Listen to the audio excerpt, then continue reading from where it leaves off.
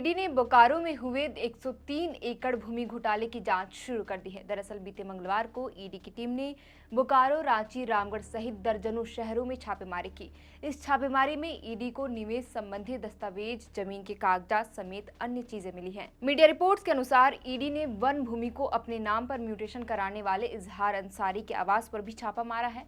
कांके जमीन घोटाले में आरोपित पूर्व सीईओ दिवाकर द्विवेदी के धनबाद आवास पर भी रेड पड़ी।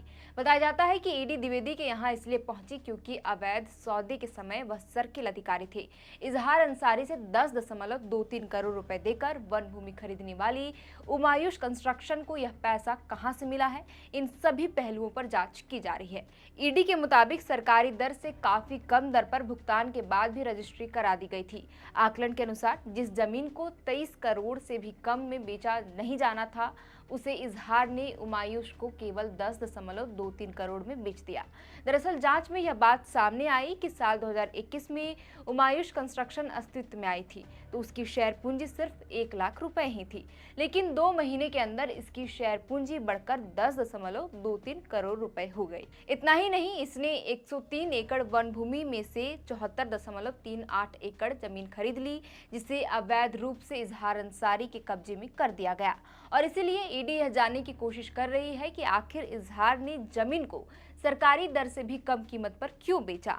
तो ये तो हो गई बात वन भूमि घोटाले में ईडी को क्या क्या पता चला है। अब हम आपको बताते हैं कि इस घोटाले में किसकी संलिप्तता है।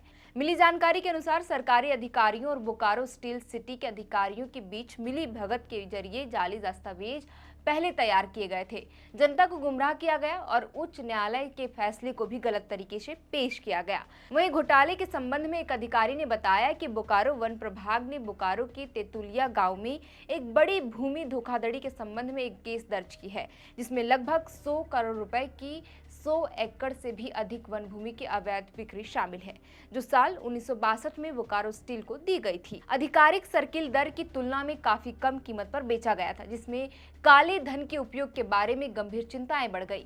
जैसे ही मामला ईडी के संज्ञान में आया, इसमें एफआईआर को ईसीआईआर में बदल दिया गया और जांच शुरू कर दी गई। इस मामले की जांच सीआईडी भी कर रही है। गौरतलब है कि बीते मंगलवार को ईडी की टीम ने धनबाद के अवर निबंधक और बोकारो चास के पूर्व अवर निबंधक रामेश्वर प्रसाद सिंह के धनबाद हीरापुर स्थित सरकारी आवास में दबिश दी थी। उनसे घंटों तक पूछताछ की गई। वहीं तेतुलिया में बिल्डर के आवास पर जांच की गई।